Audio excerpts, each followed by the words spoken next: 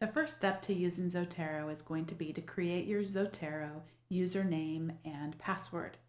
And just like any username and password, you're going to want to make sure and save this because you're going to need this information in a number of different places.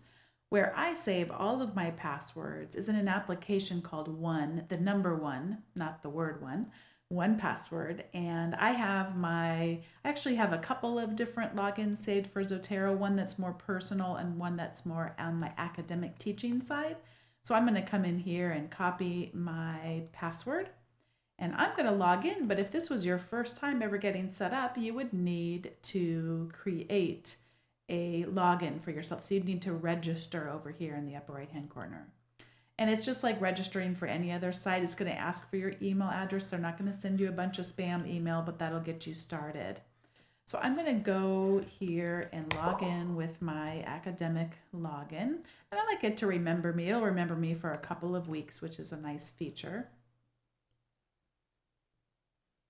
And so here's all of my information that I've already stored in Zotero. Now, this is your first time, so yours is going to be empty when you log in. You're not going to spend a lot of time in here, actually. What you're going to really want to do is install some of the add-ins I'm going to talk to you about in the extensions, but you certainly need to start here with your main Zotero account. So that's the first thing. Step one, create your Zotero login and password and make sure it's recorded somewhere so you can get to it later.